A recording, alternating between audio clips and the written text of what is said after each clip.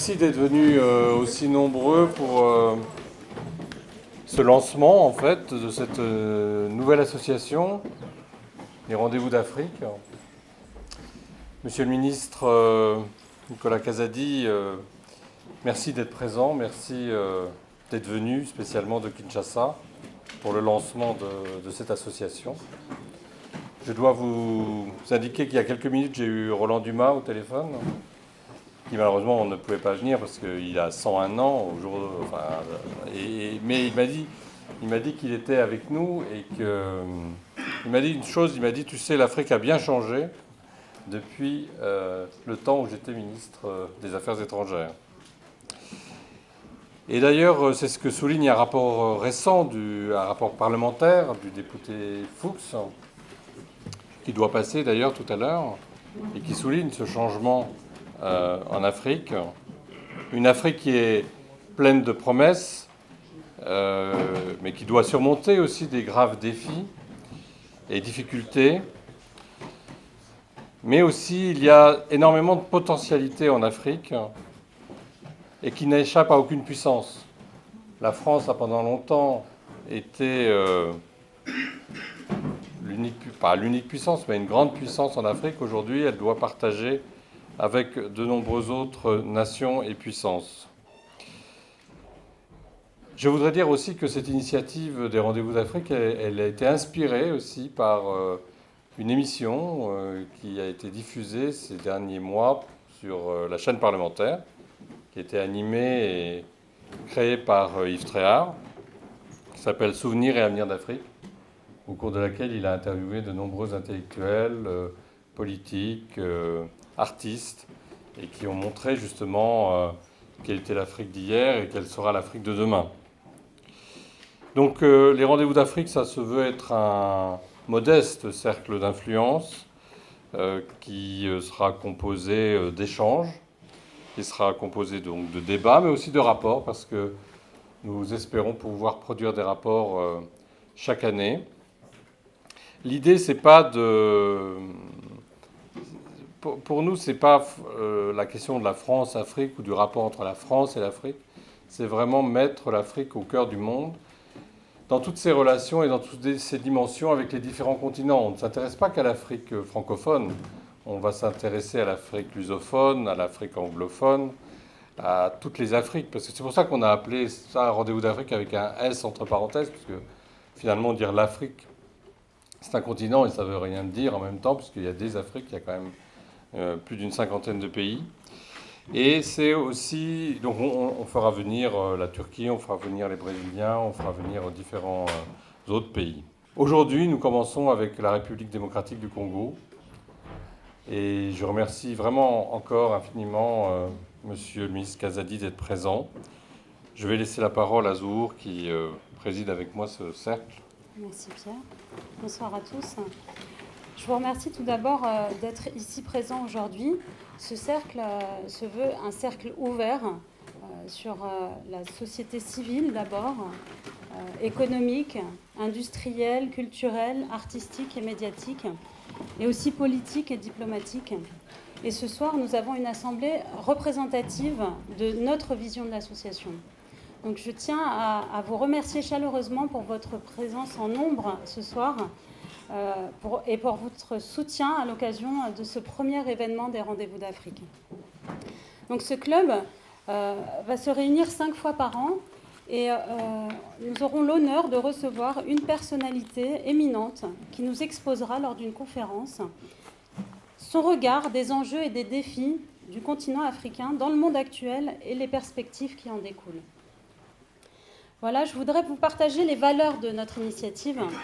D'abord, ce club, c'est un cercle de confiance. L'idée, c'est d'avoir un retour du dialogue avec une empathie et une écoute, en laissant dehors tout préjugé pour permettre au mieux de comprendre la réalité de l'Afrique d'aujourd'hui, la réalité des Afriques d'aujourd'hui.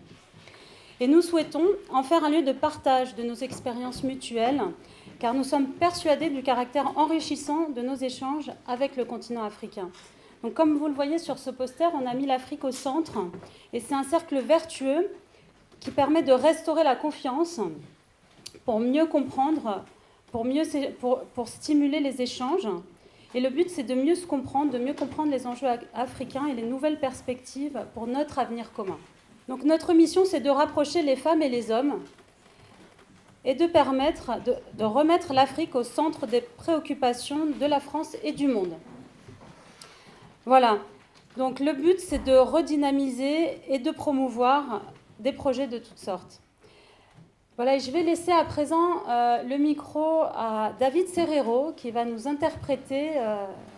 C'est une petite surprise. Voilà. Bonsoir. Je vais interpréter la Marseillaise, mesdames et messieurs. Allons, enfants de la patrie, le jour de gloire est arrivé. Contre l'eau de la tyrannie, l'étendard sanglant élevé, l'étendard sanglant élevé. Entendez-vous dans les campagnes mugir ces féroces soldats? Ils viennent jusque dans vos bras, égorger vos fils, vos compagnes. Aux armes, citoyens, formez vos bataillons, marchons, marchons, qu'un sang impur abreuve l'eau.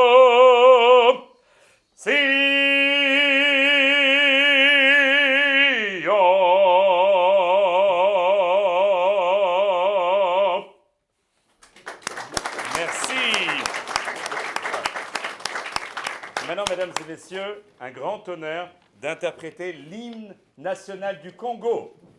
Debout, Congolais, unis par le sang, unis dans l'effort pour l'indépendance.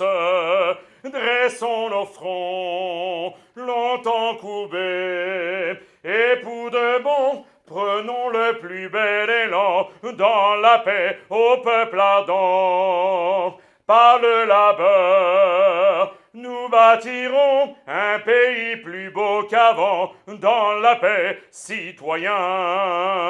Entonnez l'hymne sacré de votre solidarité, fièrement saluez l'emblème d'or de votre souveraineté. Congo, don béni des aïeux, ô pays bien-aimé, nous peuplerons ton sol et nous assurerons ta grandeur. 30 juin, ô doux soleil, 30 juin du 30 juin, jour sacré soit le témoin, jour sacré de l'immortel serment de liberté que nous léguons à notre postérité pour toujours.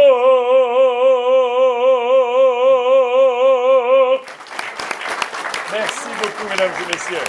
Merci, monsieur le ministre. Bonsoir, monsieur Kazadi. Bonsoir, monsieur le ministre. Bonsoir. Écoutez, je suis très honoré d'être le questionneur.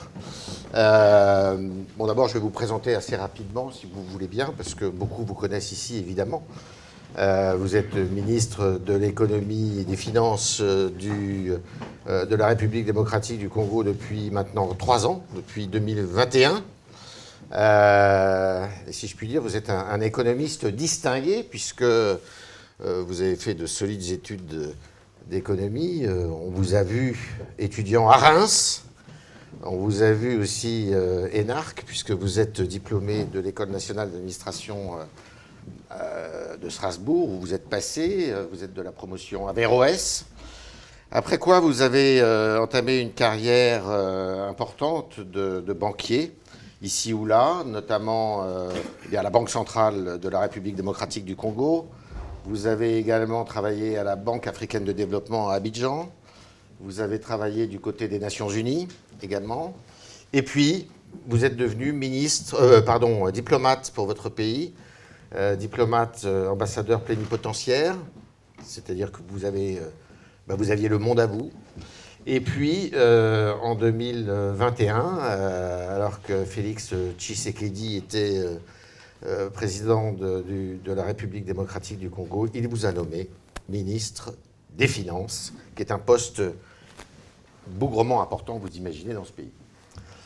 Alors, en 2 mots, pour ceux qui ne connaissent pas la République démocratique du Congo, la République démocratique du Congo, c'est un pays immense, hein, qui est grand comme 4 fois la France, qui est, je crois, par la géographie, après l'Algérie, je crois que c'est le pays le plus grand du continent africain. C'est un pays qui a une histoire assez tourmentée, on peut le dire,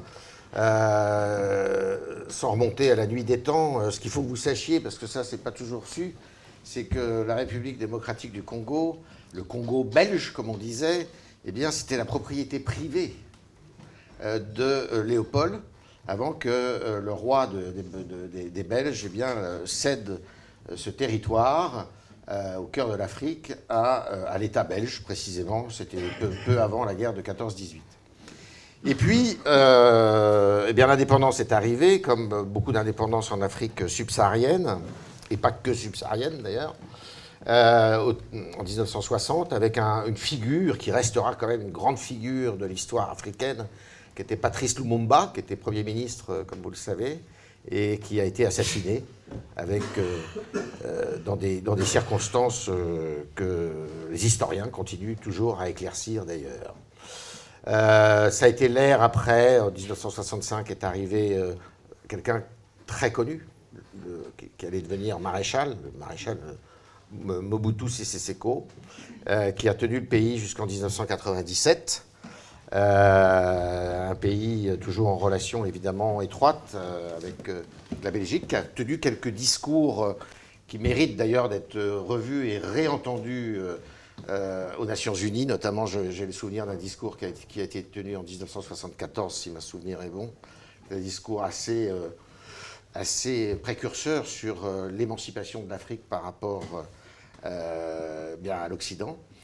Et en 1997 arrive Laurent Kabila, puis son fils Joseph, qui tiendront le pays jusqu'en 2018, puisqu'en 2018, Félix Tshisekedi, qui est le fils d'un autre grande figure de la politique africaine et de la politique de la République démocratique du Congo, Étienne Tshisekedi, qui était un opposant de Mobutu, deviennent président de la République. Ce que j'ai oublié de vous dire aussi, c'est que la République démocratique du Congo, qui a ce nom, s'est appelée pendant un moment le Zaïre, à la volonté d'ailleurs du président Mobutu, maréchal Mobutu, et le Zaïre, ça veut dire rivière. Et si je vous dis rivière, parce que je vais vous parler du fleuve, le fleuve Congo est un fleuve, un des plus grands fleuves du monde, qui irrigue toute l'Afrique centrale, qui est un fleuve très très beau, très très large, comme beaucoup de fleuves d'ailleurs en Afrique, le Niger notamment, qui est un fleuve assez impressionnant. 2-3 mots avant de commencer et à vous poser la question, parce que c'est pas moi qui tiens le crachoir, comme on dit.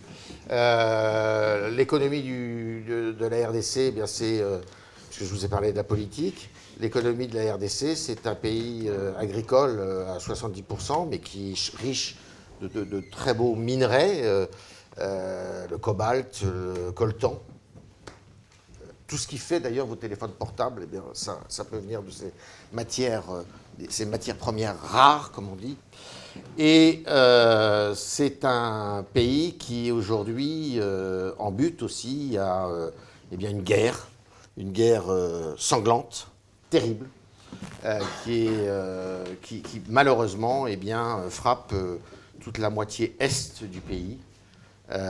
Et qui a des conséquences, je dirais, qu'on n'arrive pas bien à imaginer et à expliquer ici, puisque c'est une guerre qui est quasiment oubliée, on va le dire comme ça. Et c'est bien, d'ailleurs, le problème. Alors, si vous voulez bien, je vais interviewer monsieur le ministre Kazadi sur quelques thèmes. Et puis, donc, grosso modo, on va parler de l'arrivée de monsieur Tshisekedi, sa réélection. Il faut le savoir, réélection. C'est la première fois qu'un président élu est réélu en République démocratique du Congo. Et j'ai envie de dire, c'est pas si fréquent que ça dans beaucoup de pays, malheureusement. Après quoi, on parlera, si vous voulez bien, monsieur le ministre, des libertés publiques dans votre pays. C'est toujours un sujet qu'il faut évoquer, qu'il ne faut pas, puisque vous acceptez d'en parler, c'est intéressant. On parlera ensuite eh bien, de l'économie de l'économie de votre pays, de vos rapports à la francophonie, qui ne sont pas simples d'ailleurs, de vos problèmes avec le Rwanda. Quand je dis problème, c'est un euphémisme. Et puis on finira par les relations que votre pays entretient avec la France, sachant, et je vous l'annonce, mais vous le savez sans doute, que le président Félix Tshisekedi sera sur les bords de la Seine à la fin du mois d'avril. Alors, ma première question, eh bien, elle va à la réélection de votre président, M. Tshisekedi, qui a donc été réélu à la fin du mois de décembre dernier. Je disais que ce n'est pas si fréquent que ça. Il a été bien élu. Est-ce qu'il est accepté, en fonction de ce que j'ai dit tout à l'heure, alors qu'il y a 26 États, je crois, fédérés dans votre pays. Il y a 2 ou 3 États, je crois, qui n'ont pas voté, ou qui ont mal voté, ou qui n'ont pas pu voter correctement à cause des troubles dans l'Est du pays. Est-ce que votre président est le président de toute la République démocratique du Congo? Eh bien, merci beaucoup, Yves. La réponse à cette dernière question est claire. Ce n'est pas 2 ou 3 États qui n'ont pas pu voter, c'est 2 ou 3 territoires, je crois 1 ou 2 d'ailleurs, des territoires qui n'ont pas pu voter parce qu'ils étaient aux prises au conflit armé, mais l'écrasante majorité des Congolais, il y avait 44 millions d'électeurs, on a eu un taux de participation de près de 45%, et le président de la République a fait 73% des suffrages. Et ça a été même vérifié. Même pour la première fois, on a donné le droit, l'opportunité de voter aux Congolais de l'étranger. Et d'ailleurs, le résultat qu'il a fait globalement est à peu près le même que l'on a constaté dans les quelques pays où les Congolais de l'étranger ont pu voter. Alors, qu'est-ce qui s'est passé? Il s'est passé que le président de la République est d'abord le premier président qui est réellement issu d'une histoire politique, c'est-à-dire d'un mouvement politique, d'une lutte politique, d'un parti politique qui n'est pas né au pouvoir, mais qui a commencé dans la lutte, arrimé à des valeurs, à des principes, à un combat, l'un des plus durs que l'on ait pu connaître dans le pays. Et donc, il était porteur de tout cet héritage. Et vous savez, en 2018, comme c'est souvent le cas quand il s'agit de la RDC, il y a eu quelques manœuvres pour tenter de nous empêcher d'arriver à ce résultat. Parce que dans l'histoire, on n'aura pas le temps d'y revenir, très souvent, le cours des choses en République démocratique du Congo est court-circuité par des événements fortuits, souvent venus d'ailleurs, qui empêchent le déroulement normal de la progression socio-politique du pays. Alors, il arrive au pouvoir dans le cadre d'une cohabitation avec l'ancien président qui avait encore une majorité, et cette cohabitation empêche un fonctionnement normal des affaires de l'État, en plus de la crise Covid, etc. Mais il arrive, justement parce qu'il représentait une assise socio-politique très forte, il arrive à inverser les choses et à requalifier la majorité et à se débarrasser de cette alliance qui était contre-productive pour le pays. Et donc, 2 années perdues sur un mandat de 5 ans, mais les 3 années, mais qui au moins perdues, pas tout à fait, parce qu'elles nous ont permis de nous débarrasser d'un pouvoir de la manière la plus pacifique possible, parce que ce n'était pas donné. Je crois que le monde entier pariait pour un chaos total à la fin de Kabila, mais il a réussi à éviter ce chaos par son leadership. Et donc, une fois que cela a été fait, on a connu 3 années fantastiques, fulgurantes, de progression économique, avec des taux de croissance proches de 10%, avec une redistribution comme jamais, la gratuité de l'éducation qui a été garantie au niveau primaire, et beaucoup de transferts sociaux. Et donc, les 3 dernières années ont été des années de différence, auxquelles s'est ajoutée une posture claire sur la question du conflit. Le président, après avoir tenté la coopération avec le Rwanda dans le but de sortir par le haut de ce conflit qui datait de 30 ans, il a réussi à mettre à nu la supercherie du voisin, et donc il a rassemblé les Congolais sur cette question du Rwanda. Et c'est l'ensemble de ces éléments, les résultats économiques, la posture politique, qui a conduit à cette victoire écrasante de 73%, qui a permis de balayer toutes les manipulations dont lui, son parti et son camp ont été l'objet après les élections de 2018. Nicolas Casadi, est-ce qu'il jouit d'une assise politique suffisamment solide avec une assemblée? C'est un bicaméralisme qui est en vigueur dans votre pays, c'est-à-dire qu'il y a une Assemblée nationale et un Sénat. Est-ce qu'il a une majorité suffisamment solide? Absolument. Il a plus de 400 députés sur les 500 que compte l'Assemblée.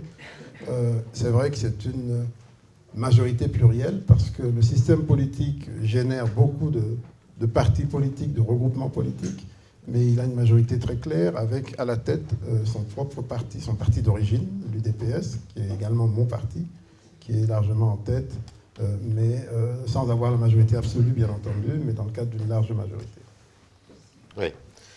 Est-ce que la représentation politique de votre parti et de celui de Félix Tshisekedi s'exerce sur l'ensemble du territoire? Parce qu'il faut savoir une chose, pour ceux qui ne savent pas, vous vous rendez compte, 4 fois la France, avec évidemment, et on ne peut pas le nier, une vie politique qui est aussi interpénétrée par les phénomènes d'origine, dans les phénomènes ethniques, évidemment. Et donc ça, c'est très important.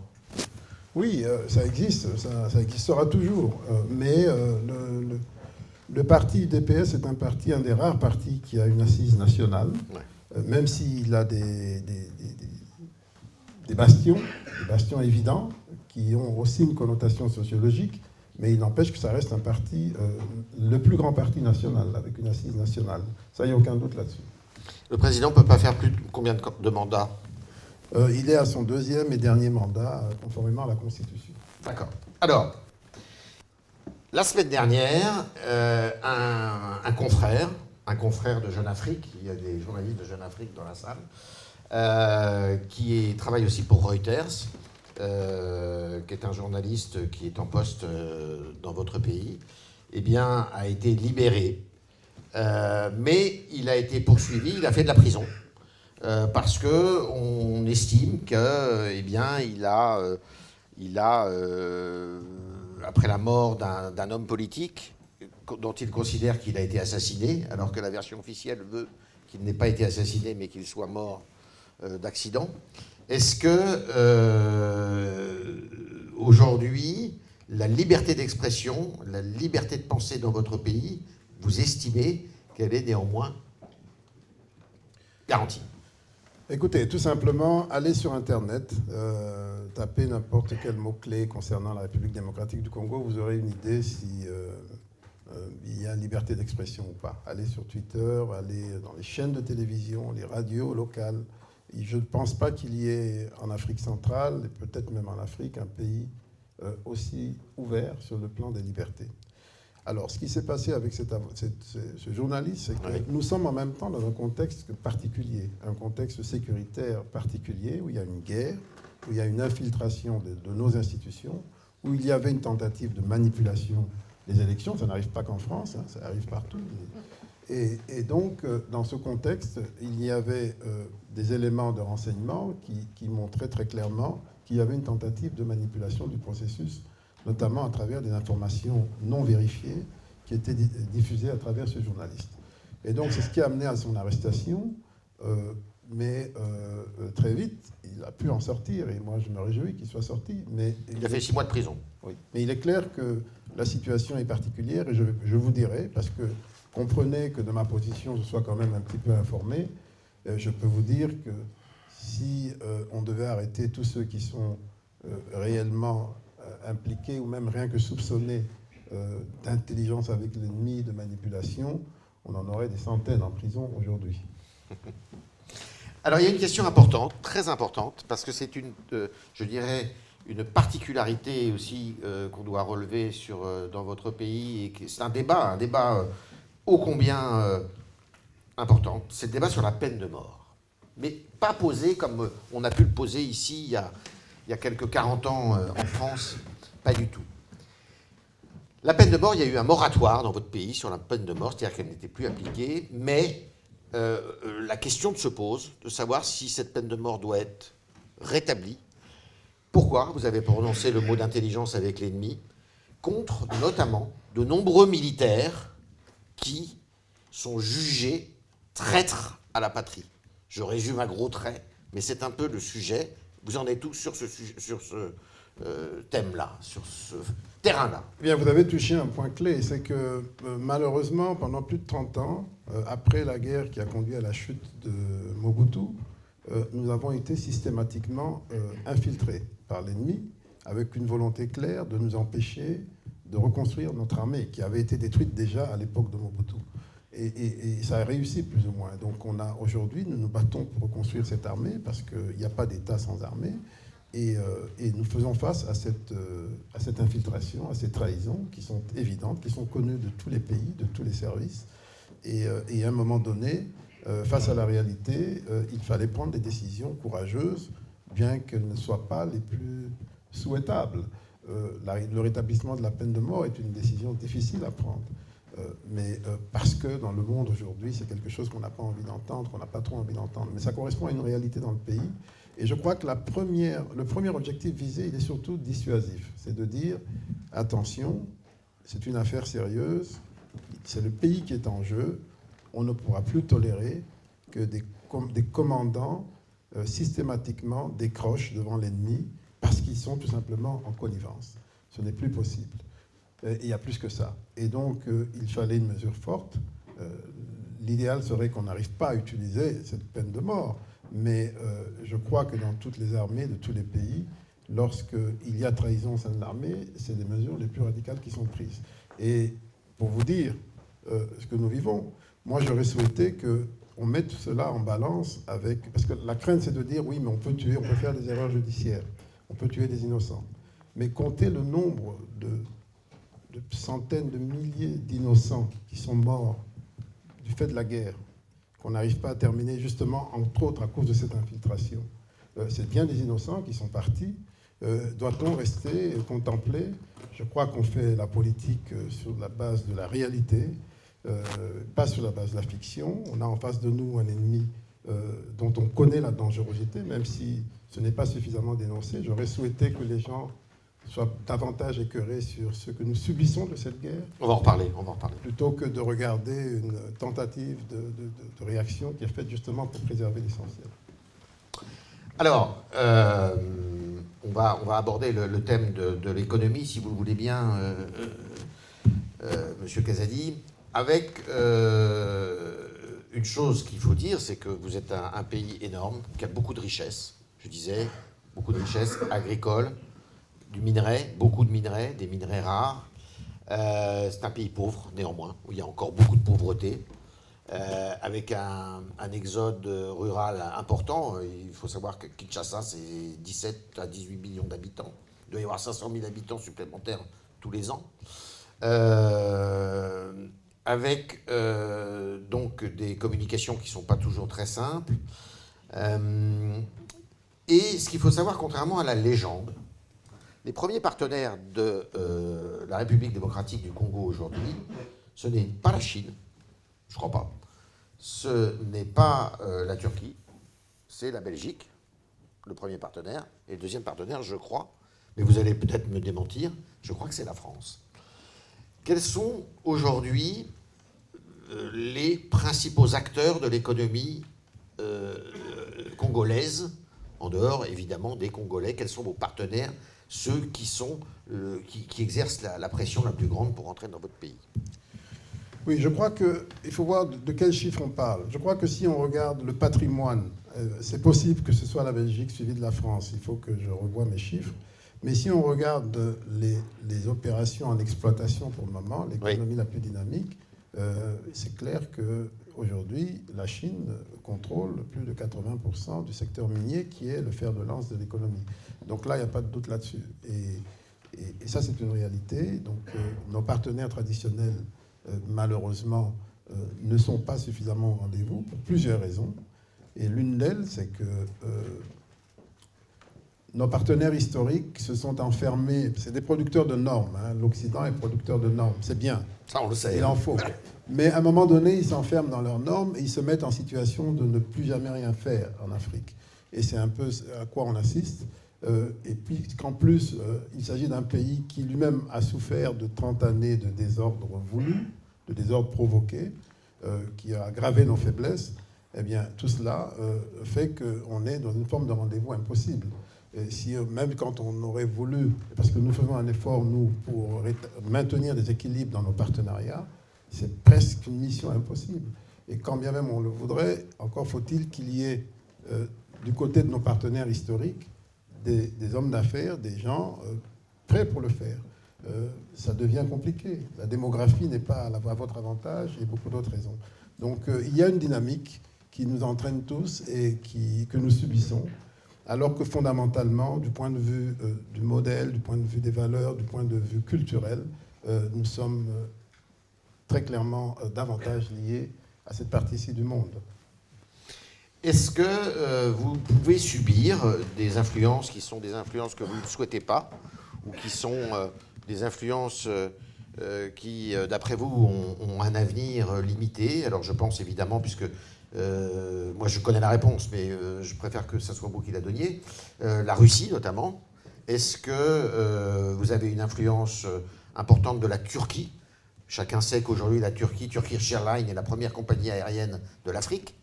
Chacun sait que là où il y avait une dizaine de représentations turques en Afrique dans le temps, eh bien aujourd'hui il y en a pas loin de 45. Je parle sous le contrôle de Joséphine. Est-ce qu'il y a des nouveaux pays comme ça qui arrivent? On parle beaucoup de l'Iran, on parle beaucoup d'Israël, on parle beaucoup de pays dont on n'imagine pas, qui sont en train aujourd'hui de pénétrer justement les territoires africains, à l'heure où les vieilles nations, comme vous dites, qui sont corsetées dans leurs normes, eh bien, ont du mal à rester.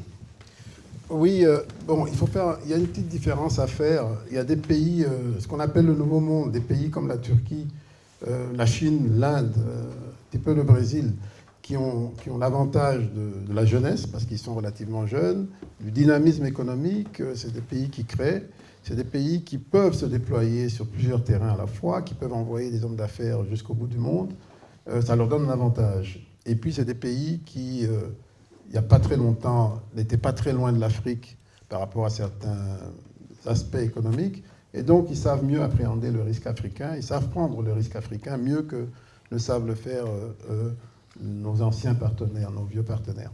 Et donc ça leur donne un avantage et ils sont là. Et puis il y a des pays comme la Russie avec qui on n'a jamais vraiment eu de grandes relations économiques.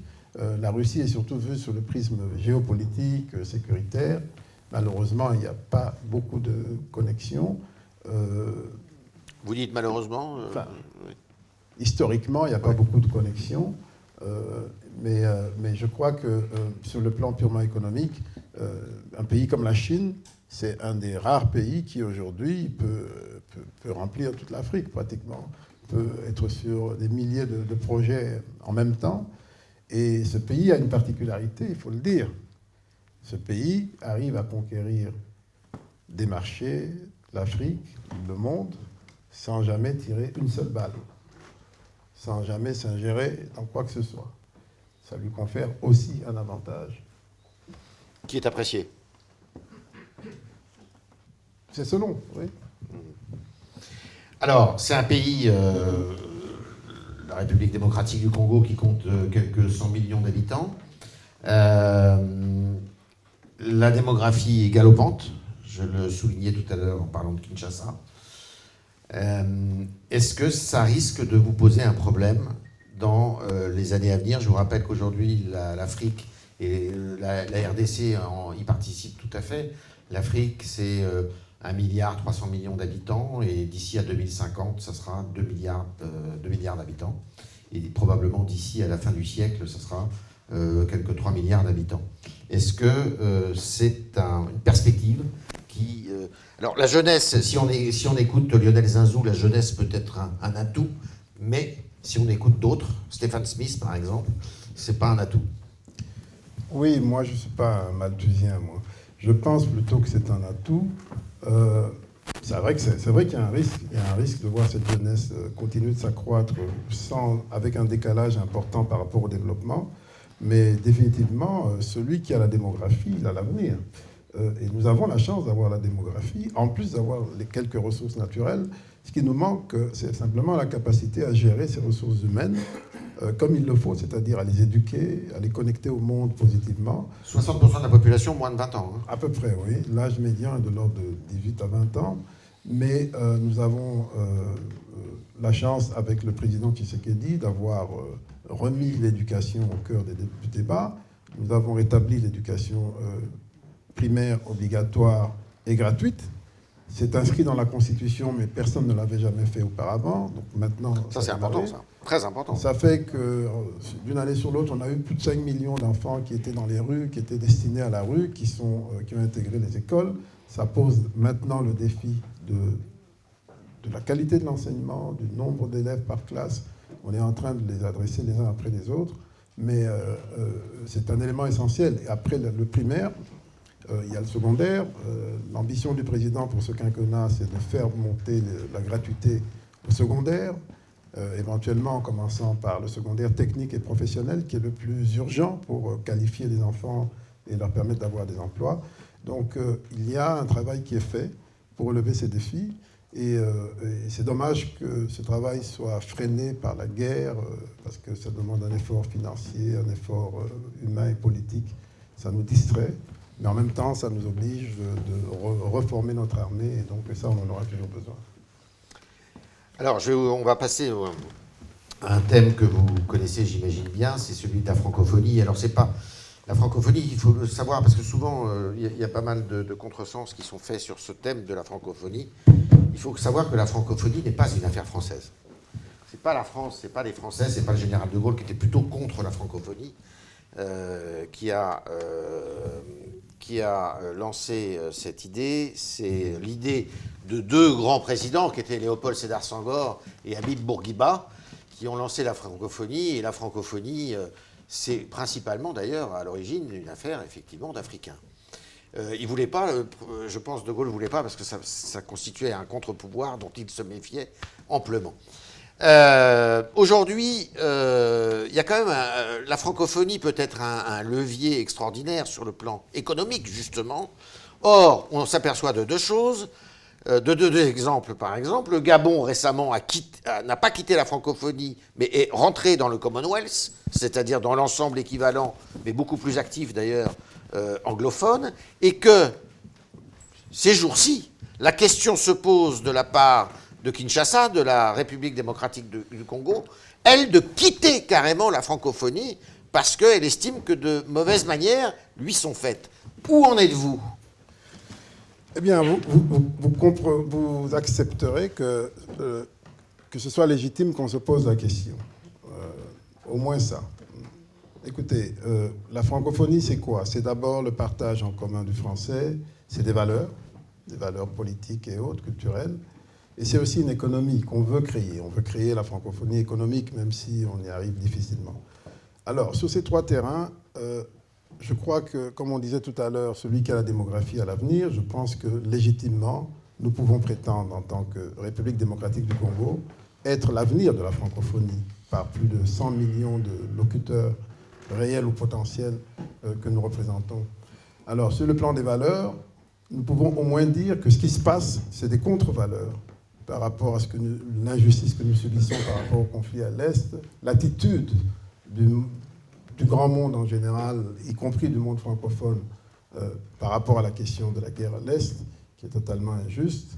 Et enfin, sur le plan économique, je pense que s'il y a un pays en Afrique qui représente un potentiel de perspectives à exploiter, c'est bien la République démocratique du Congo. Alors, voir l'organisation de la francophonie ne pas être au rendez-vous sur ces trois questions, ça fait poser des questions. Alors, sur la question du partage de la langue, la francophonie a choisi, pour de bonnes ou de mauvaises raisons, de nommer à sa tête un pays anglophone, une ancienne ministre des Affaires étrangères anglophone, un pays qui a plus ou moins combattu le français et la francophonie. C'est un choix que nous respectons, mais la conclusion qu'on peut en tirer, et sur le plan des valeurs, je ne dirai pas plus, sur le plan de la guerre à l'Est, je ne dirai pas plus, sur le plan économique, vous savez ce qui se passe, nos minerais qui sont siphonnés, qui passent par le pays voisin, qui sont vendus aux multinationales mondiales, dans le silence le plus total de tous ceux qui peuvent hausser la voix pour combattre ces choses, ces contre-valeurs, eh bien, tout ce qu'on peut constater, c'est que ce n'est pas la RDC qui a quitté ou qui veut quitter la francophonie, c'est la francophonie qui a quitté la RDC. Effectivement, et alors la personne dont vous parlez, la ministre des Affaires étrangères rwandaise, c'est Louise Mushikiwabo, qui a été réélue récemment d'ailleurs à la tête de l'organisation de la francophonie, dont le prochain sommet d'ailleurs sera à Villers-Cotterêts en France. Ça fait très longtemps que la France n'avait pas accueilli le sommet de la francophonie, laquelle n'est pas assistée d'ailleurs au jeu de la francophonie qui avait lieu chez vous en RDC alors qu'elle à l'été. Alors qu'elle était invitée. Elle prétend que non, mais enfin bon. Dans notre tradition. Alors justement, ça, c'est la bonne liaison. Donc il y a une guerre extrêmement violente. Toute guerre est violente, mais une guerre absolument terrible à l'est du pays. On parle du Kivu, c'est une région donc, qui est à l'est de la République démocratique du Congo. Et pourquoi cette guerre? Je résume à gros traits. C'est une région où se sont réfugiés énormément de Hutus, c'est-à-dire de génocidaires rwandais, après le génocide de 1994. Et le président rwandais, Paul Kagame, a aussi un mouvement qui s'appelle le mouvement du 13, le M23, pardon, qui est un mouvement qui vient constitué de Tutsis et qui vient faire le désordre, créer le désordre dans cette région où il y a une centaine de groupes armés. Voilà. Le président Kagame prétend aussi, puisqu'il me l'a dit à moi, que cette région historiquement appartient au Rwanda, puisque après, c'est les Européens qui, en 1885, au terme du congrès de Berlin, ont attribué ça à votre pays et ça aurait dû être attribué au Rwanda. Enfin, peu importe, on ne va pas refaire l'histoire, mais c'est une guerre terrible et une guerre qui consiste aussi pour le Rwanda, dites-vous, à piller vos sous-sols pour s'enrichir eux et aussi pour faire du commerce avec l'extérieur. Il faut savoir que vos deux présidents, le président Kagame et le président Tshisekedi, le président Kagame qui concourt à sa réélection, mais enfin à chaque fois il est réélu comme de façon royale, ont du mal à dialoguer. Il y a un intermédiaire qui s'appelle l'Angola.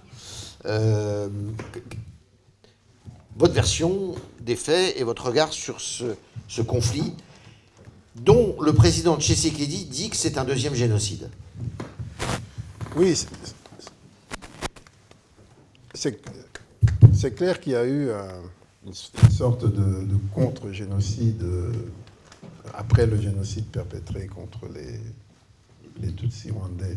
Mais ce contre-génocide s'est fait sur le territoire congolais par les armées rwandaises contre des Rwandais, Hutus, des fouillards, mais aussi contre des Congolais. Ça, c'est un fait établi. Maintenant, il y a des rapports de force sur le plan diplomatique et médiatique qui n'ont pas été à notre avantage pendant longtemps et qui ont permis de passer outre. Mais la vérité, c'est qu'on a vécu ce qui est identifiable à un contre-génocide sur le territoire congolais. Mais qu'à cela ne tienne, puisque nous sommes résilients, nous sommes un pays très résilient. Vous savez, on a connu les mains coupées pour le caoutchouc à l'époque que vous connaissez. Aujourd'hui, on connaît le viol, le sang pour le coltan. Donc, c'est la même réalité. Donc, on est résilient malgré tout. On garde les mêmes amis. On est dans la durée. Et c'est comme ça que le président Tshisekedi, en juin 2021, nous a amenés à Goma, signé un accord avec la partie... Je précise, Goma, c'est la grande ville de l'Est. Qui est à la frontière, oui. Signé un accord avec la partie rwandaise pour une exploitation en commun, dans le cadre d'une JV, de ces fameux minerais. Il n'y avait pas meilleure offre, il n'y avait pas meilleure proposition pour sortir de ce conflit par le haut, puisque nous savions que le fond du conflit, c'était les minerais, c'était les intérêts économiques. Il a pris ce risque contre la vie de la majorité de la population, contre la vie de son armée, de ses généraux, mais il l'a pris, il l'a assumé. Et nous avons signé, je faisais partie des signataires. J'ai signé et malheureusement, quelques mois plus tard, je crois que le Rwanda estimait que travailler dans le gris ou dans le noir était certainement plus rentable et qu'il n'en avait rien à faire de cette JV. Et donc, ils ont commencé à réarmer le M23. Ça, c'est les faits, ça, c'est la réalité. Et ce qui se passe aujourd'hui, ce n'est que ça, c'est continuer de siphonner les ressources, parce que tel que c'est fait, c'est plus rentable. Donc aujourd'hui, on nous met dans une position où nous n'avons pas d'autre choix que de nous battre. Et c'est ce que nous faisons en regrettant tous ces morts, en regrettant tout ce gaspillage d'énergie, d'argent, alors que nos populations des deux pays sont des populations sœurs. Ce sont des pays qui sont appelés à vivre ensemble comme ça a toujours été dans le passé. Et c'est ce que nous souhaitons. Nous souhaitons revenir à une vie normale, dans la paix. Notre pays n'a jamais été un pays génocidaire. Il n'y a jamais eu de génocide sur le territoire congolais, disons, perpétré par des Congolais, à part ce fameux contre-génocide dont j'ai parlé. Entre nous, on arrive à vivre, malgré la multiplicité des ethnies, des groupes ethniques. Le génocide, il s'est passé au Rwanda, entre Rwandais, et il est venu se déverser chez nous, et c'est nous qu'on accuse d'être velléitaires. Donc il y a une injustice incroyable, et tout ça, il faut remettre les choses en ordre. C'est vrai que tout ça a été rendu possible par nos faiblesses, hein, il ne faut pas se voiler la face, hein, nos faiblesses dans la gouvernance, dans beaucoup de choses, mais on ne construit pas une relation sur les faiblesses, on construit une relation sur les points forts. Et quand on comprend qu'on a plus à gagner mutuellement dans le progrès, et c'est ce que nous voulons faire, c'est ce que le président a voulu faire en juin 2021, ça n'a pas marché, et il n'a pas reçu l'appui de la communauté internationale à la hauteur de l'espérance. Peut-être a-t-il été insuffisamment compris, mais voilà la situation. Alors justement, il y a peut-être une puissance qui pourrait, enfin une puissance, un pays, qui pourrait servir d'intermédiaire, un pays qui manie le en même temps avec dextérité, c'est la France. La France qui s'est rapprochée en 2021 précisément du Rwanda, de Kigali, en effaçant et en reconnaissant d'une certaine façon certaines responsabilités dans ce qui s'est passé en 1994. Et puis, donc ça, vous en avez souffert d'une certaine façon, puisqu'on a vu ce qui s'est passé c'était en mars 2023, chez vous, cette conférence de presse où il y a eu un échange plutôt assez tendu entre votre président et le président français, puisque le président français refusait de qualifier les attaques rwandaises. Mais il se trouve que votre président, ça y est, il va venir à la fin du mois ici à Paris, en visite officielle, et je me suis laissé dire que le président Kagame allait venir aussi après, probablement, en France. Et donc, est-ce qu'il n'y a pas un rôle à jouer pour Paris ? Quelle est aujourd'hui, monsieur le ministre, les relations entre Paris et Kinshasa ?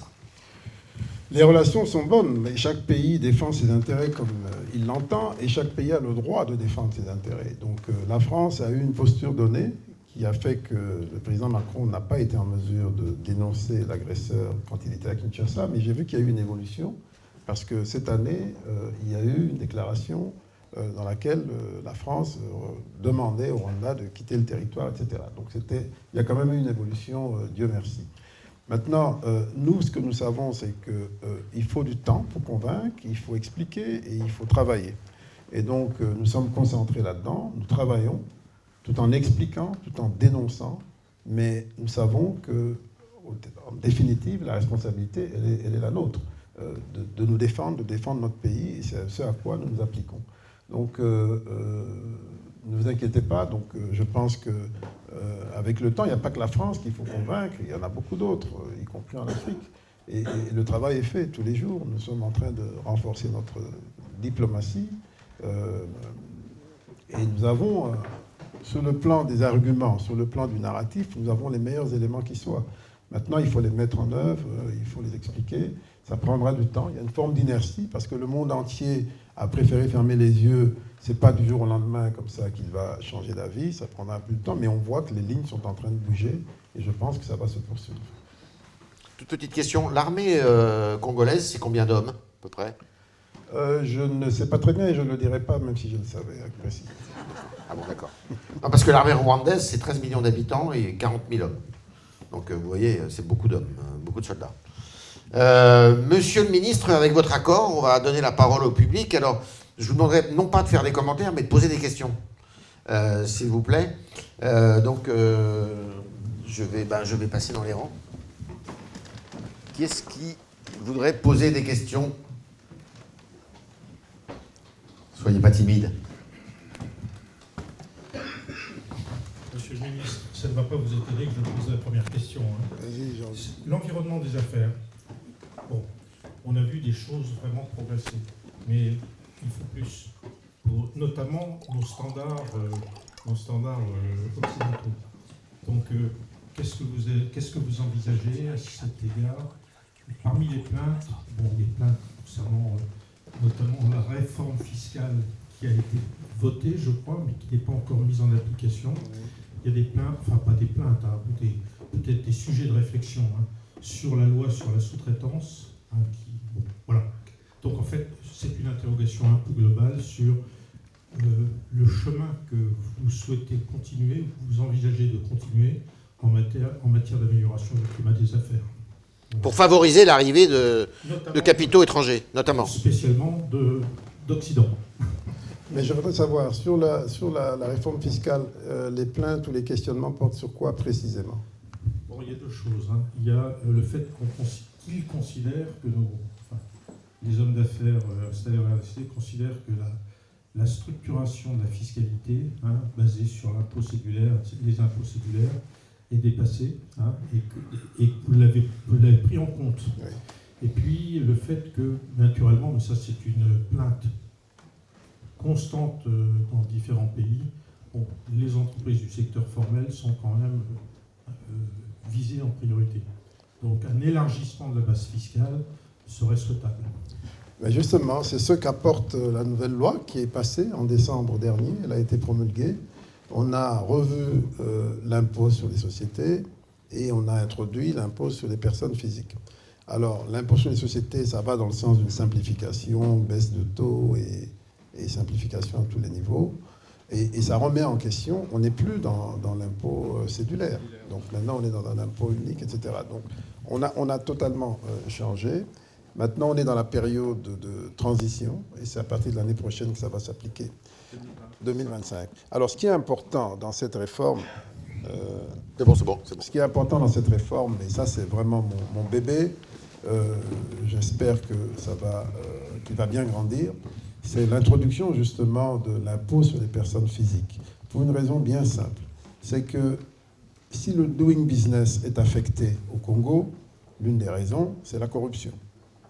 C'est la corruption qui fait qu'on n'arrive pas à s'en sortir. Alors, il y a plusieurs façons de lutter contre la corruption, mais qui va lutter contre qui, parce que c'est généralisé. Et donc, moi, j'ai pensé que l'angle fiscal était probablement le plus approprié, parce que la corruption finit dans les patrimoines, dans les revenus, et donc il faut les fiscaliser. Et là, on a un instrument de transparence et de suivi et de reddition de comptes. Et c'est comme ça que j'ai introduit cet impôt sur les personnes physiques, comme en France. Je ne vais pas dire qu'il n'y a pas de corruption en France, mais le doing business est quand même meilleur. Donc, en introduisant cette grande réforme, on va amener tout le monde, en commençant par les agents publics, qui sont les premiers employés du secteur formel, à rendre compte. Ils auront l'obligation d'avoir une feuille d'impôt, ils n'en ont jamais eu. Aujourd'hui, la direction des impôts ne cible que les entreprises, les créateurs d'argent, de richesse, et notamment les plus formels, les plus grands d'entre eux, qui sont pressés à souhait, alors qu'il faut les ménager, il faut les protéger, il faut les accompagner. Parce que c'est eux qu'on voit. Il faut que tout le monde rende compte. Il faut que tout le monde rende compte, et de proche en proche, en fiscalisant le cadastre, en fiscalisant les individus, les salaires, etc., de proche en proche, on va réduire le champ de la corruption. Et pour y parvenir, nous avons en même temps introduit l'identification des personnes physiques qui est en cours, qui est en train d'être mise en œuvre. Ça vient de commencer par Kinshasa. C'est fait d'ailleurs par une entreprise qui est, je crois, à moitié française, Idemia, qui est la meilleure au monde, je crois. Et donc, on aura, d'ici une année, on aura un des meilleurs fichiers d'identification de la population. Ça va nous permettre de mieux les fiscaliser, d'avoir plus de transparence dans les flux. Et donc, de mon point de vue, c'est la meilleure contribution à la lutte contre la corruption. Les agents des impôts s'acharneront peut-être un peu moins sur les entreprises et un peu plus sur les particuliers qui devront rendre compte de leur train de vie, de tout ce qu'ils ont, de leur propriété. Je crois que c'est un élément de changement important qui va progressivement améliorer le doing business parce que chacun fera attention. Donc voilà, et sur les impôts des sociétés, donc comme j'ai dit, l'objectif c'est de les baisser. Et aussi, d'ailleurs, nous avons déjà commencé. Dans le contexte actuel, nous avons déjà pas mal d'actes générateurs qui sont en train d'être éliminés et revus. Justement, c'est vrai que c'est pas assez rapide parce que je sais ce que vivent les entreprises, hein, je les ai en face de moi tous les jours, mais c'est un début qu'il faut encourager. Alors, ce qu'il ne faut pas faire, c'est d'attendre qu'on devienne comme la Suisse pour venir investir. Il faut venir, il faut se mouiller, il faut prendre le risque, et on avance, et les premiers arrivés sont les premiers servis qui occupent le terrain. Sinon, on va continuer à courir derrière nos troncs et nos objectifs, et on verra les autres, ceux qui savent mieux prendre le risque, occuper le terrain, et on n'y pourra rien. Donc voilà un des défis que nous avons si nous voulons changer la donne. Le secteur informel représente combien de l'économie congolaise? Difficile à dire. Hein. C'est difficile à dire, mais il est considérable. Il est considérable encore. Chacun a son chiffre en matière de secteur informel. Une autre question.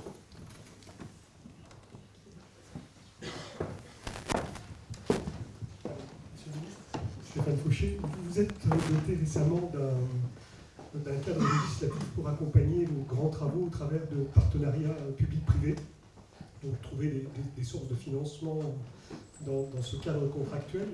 D'autres pays, je pense en particulier à la République dominicaine, réfléchissent aussi. Chez nous, en France, on a eu ces grands travaux au travers des PPP il y a quelques années. Donc aujourd'hui, un bilan, des résultats, en tout cas beaucoup de critiques et un bilan mitigé. Et je voudrais savoir où est-ce que vous en êtes dans cette réflexion et quel type de grands projets pourrait être soumis à un tel cadre contractuel.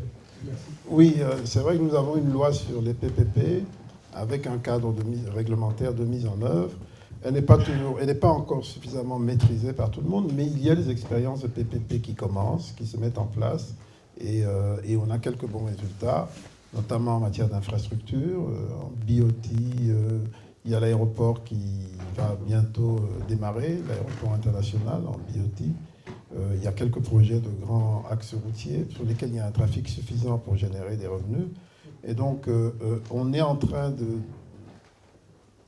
d'apprendre en faisant. Et il y a pas mal d'appui de nos partenaires sur l'unité des PPP qui est en place pour assurer qu'elle soit bien assise et bien capable de négocier, de comprendre les différents types de modèles, les différentes structurations possibles. Donc, c'est vraiment, on est dedans, on est en plein dedans. J'ai une question. Le secteur bancaire au Congo, c'est un secteur bancaire qui est principalement congolais, ou puisque les banques européennes se retirent les unes après les autres de différents pays africains, au profit d'ailleurs des Marocaines, souvent, qui y arrivent. Quel est l'état du secteur bancaire chez vous? Ben, c'est une bonne question. Et là aussi, c'est le fameux rendez-vous impossible dont je parlais tout à l'heure. Vous savez que moi, j'avais un compte en banque, un compte bancaire en France depuis que j'étais étudiant. J'ai acheté un appartement, puis une maison par la même banque.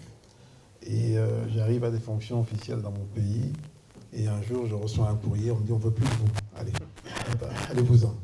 Et donc, ils ont fermé mon compte. Donc, c'est ça le rendez-vous impossible, qui est dommage et qui coûte cher à la relation de partenariat, à la relation commerce entre les deux mondes, parce qu'il n'y a pas que la France, la Belgique c'est la même chose. Et pire que ça, ils ferment les comptes, y compris des Français et des Belges, tout simplement parce qu'ils sont résidents sur le continent.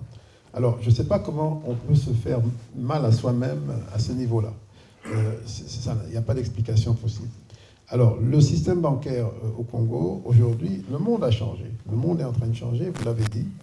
Aujourd'hui, il est en train d'être contrôlé par d'autres forces, par de grandes banques africaines, transnationales. Hein. Il y a Ecobank, il y a Equity, il y a BOA.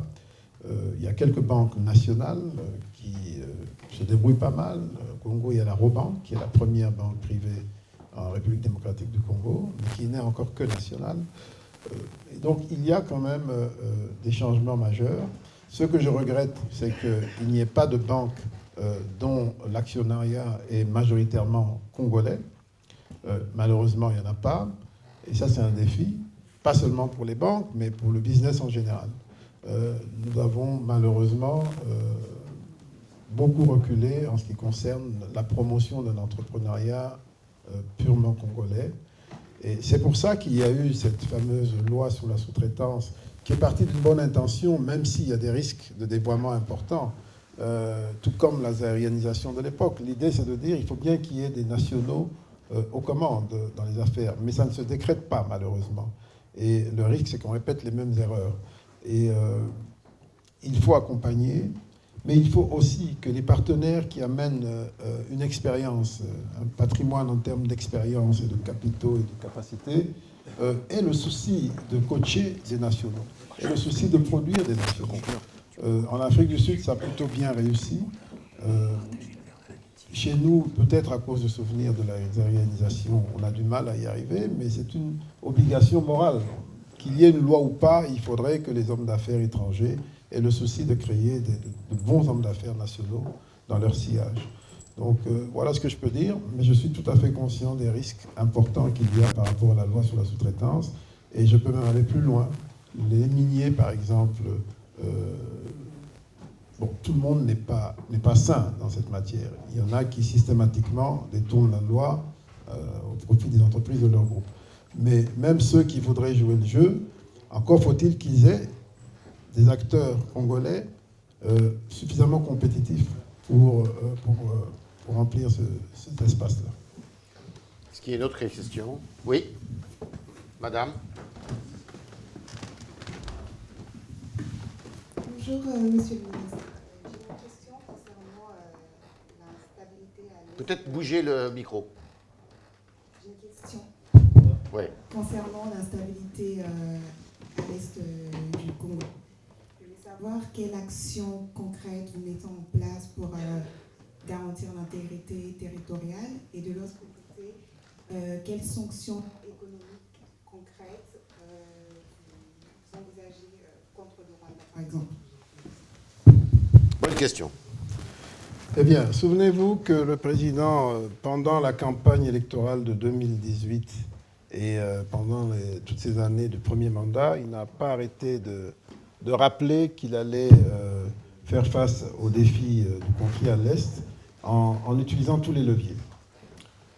Diplomatique, économique, coopération, militaire, et il les a tous essayés. Diplomatique, oui, il a eu une diplomatie très ouverte vis-à-vis du Rwanda, je l'ai expliqué, qui a conduit à un accord de coopération qui malheureusement n'a pas fonctionné. Et donc, à un moment donné, alors que c'était vraiment l'intention, c'était de mettre fin au conflit par le haut, et maintenant, il est dans le militaire, malgré lui, parce que le président, c'est un socialiste, un humaniste, un homme de paix, mais il est malgré lui obligé d'aller sur le terrain militaire pour mettre fin à la guerre. Et pour le faire, comme je l'ai dit, il fait face à des trahisons, et donc il s'arme de moyens, et on a des alliés africains, on a eu des forces étrangères qui sont venues nous soutenir, il y en a encore, et donc on se donne les moyens de répondre à ces défis militaires. Et sur le plan économique, aujourd'hui, étant entendu que les tentatives de coopération ont échoué, vous avez dû entendre parler de l'expérience qu'on avait mise en place sur un seul produit, sur l'or. c'était justement de contrôler les flux du commerce de l'or, parce que rien que sur les 2 provinces, ou les 3 provinces du Nord Kivu, Sud Kivu et Ituri, on évalue les flux, le trafic illégal de l'or artisanal à 35 tonnes par an qui sont vendues à travers le Rwanda et l'Ouganda, traversent la frontière.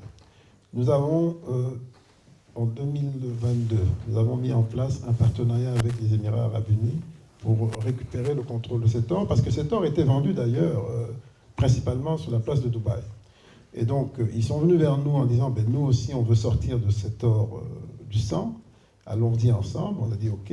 On a mis en place une entreprise qui s'appelle Primera, dont l'objectif premier était de racheter. Il fallait d'abord la rendre compétitive, parce que le Rwanda et l'Ouganda font une forme de dumping fiscal sur les exploitations d'or. Et donc, c'est plus avantageux de le vendre dans ces pays voisins, fiscalement parlant, que de les vendre sur le territoire congolais. J'ai mis en place ces dispositions fiscales pour réduire le poids de l'impôt sur ces produits. Et je peux vous dire que ça n'a pas été facile, parce que même en négociant le texte de loi à l'Assemblée, le budget, on a fait face à des infiltrations qui ont fait capoter une première fois la révision des taux pour le rendre compétitif, et on a dû revenir à une deuxième fois. Donc c'est pour vous dire qu'on est vraiment dans une situation compliquée. Et là, on a réussi à le faire.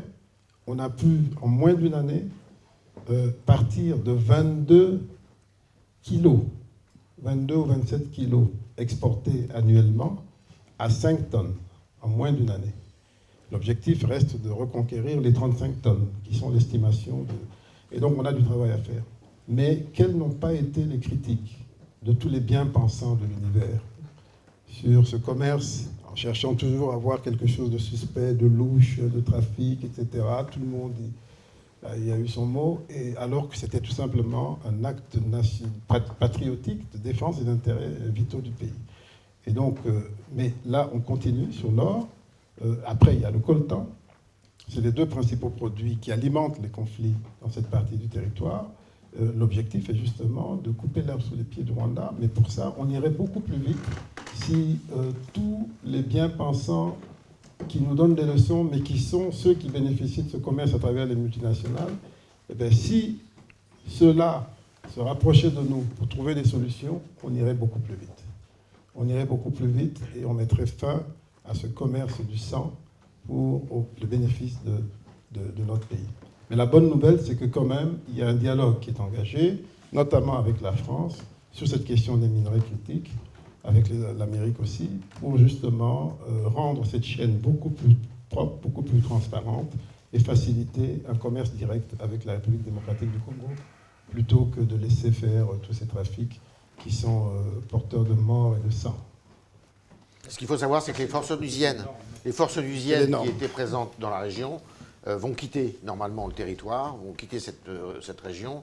Elles n'ont jamais servi à rien, d'ailleurs, on peut le dire, puisqu'elles n'ont jamais rien empêché, alors qu'elles ont coûté une fortune à l'ensemble de la communauté internationale.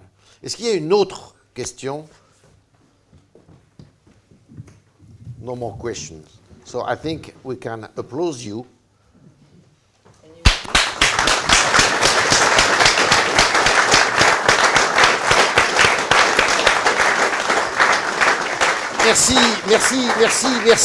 Merci beaucoup, parce que vous avez parlé avec franchise et avec clarté. Et donc, je pense qu'aujourd'hui, on en sait un peu plus sur la République démocratique du Congo, ce grand pays qui occupe le cœur de l'Afrique et qui donnera, votre propos, l'envie à beaucoup de s'y intéresser de plus près et pourquoi pas d'y aller. Merci à vous. Merci.